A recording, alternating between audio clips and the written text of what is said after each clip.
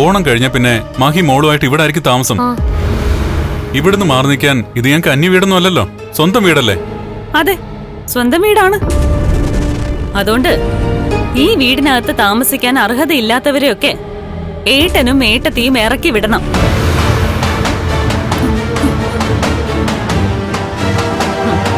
അമ്മ ഇവിടെ തന്നെ നിന്നോട്ടെ, അതിനെ ഞാൻ എതിർക്കുന്നില്ല.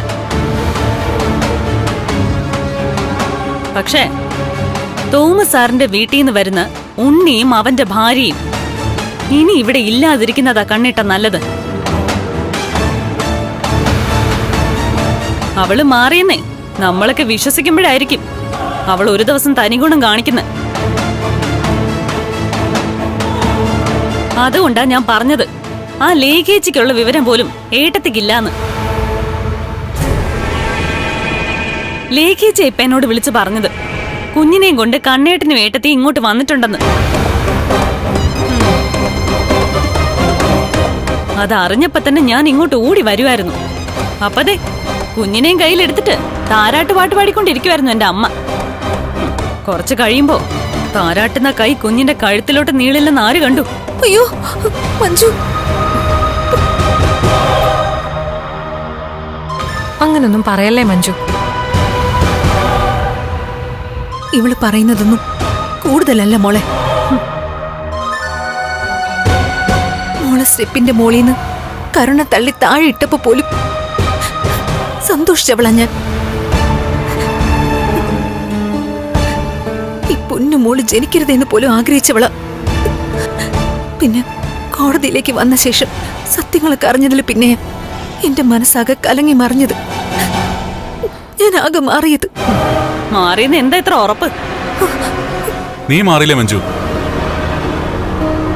എന്നിട്ട് ഞങ്ങൾ വിശ്വസിക്കാതിരുന്നോ? ശരി ശരി, ഞാൻ ഇനി ഒന്നും പറയുന്നില്ല. പക്ഷെ കുറച്ച് കഴിയുമ്പോ ഏട്ടനും ഏട്ടത്തെയും കൂടെ ഫിനാൻസിയേഴ്സിലേക്ക് പോവും. ആ നേരത്ത് ഇവിടെ കുഞ്ഞിന് കൂട്ടായിട്ട് എന്റെ അമ്മയും ഉണ്ണിയും കരുണയൊക്കെ കാണും.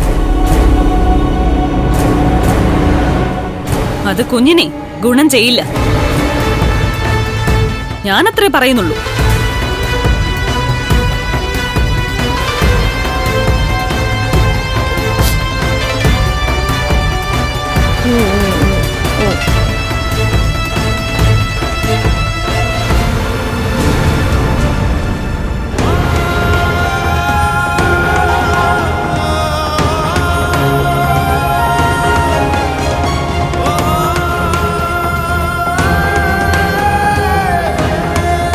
അമ്മ വിഷമിക്കണ്ട. അവള് സാഗറൊക്കെ ഞങ്ങളെ ഇപ്പൊ ആത്മാർത്ഥമായിട്ട് സ്നേഹിക്കുന്നുണ്ട്. അതുകൊണ്ടാണ് ഇങ്ങനെയൊക്കെ പറയുന്നത്. അവളുടെ വയറ്റിലൊരു കുഞ്ഞുണ്ടെന്ന് അവളും ഞങ്ങളുമൊക്കെ കള്ളം പറഞ്ഞപ്പോ അമ്മ ആ കുഞ്ഞിനെ കളയാൻ ശ്രമിച്ച സംഭവമൊക്കെ അവളുടെ മനസ്സിൽ കിടക്കുക. അതൊക്കെ മാറുമേ സാവകാശം. ഇനി ചിലപ്പോ അവക്ക് ജനിക്കാൻ പോകുന്ന കുഞ്ഞിന് ഏറ്റവും വലിയ കൂട്ട അമ്മയായിരിക്കും. അതുകൊണ്ട് അമ്മ വിഷമിക്കണ്ട. എനിക്ക് വിഷമൊന്നുമില്ല മോനെ.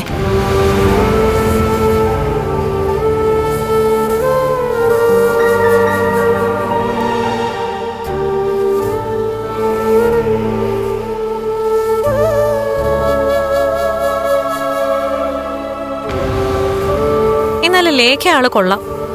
നമ്മള് കുഞ്ഞിനെ കൊണ്ട് ഇങ്ങോട്ട് വന്നത് ചൂടാറും മുമ്പ് മഞ്ജുവിനെ വിളിച്ചു പറഞ്ഞല്ലോ. അവക്കും പേടി കാണും. അതുകൊണ്ട് എത്രയും പെട്ടെന്ന് നമ്മൾ തിരിച്ചു ചെല്ലണം. അതിനുവേണ്ടി ചെയ്ത പണിയാ. അത് ശരിയാ.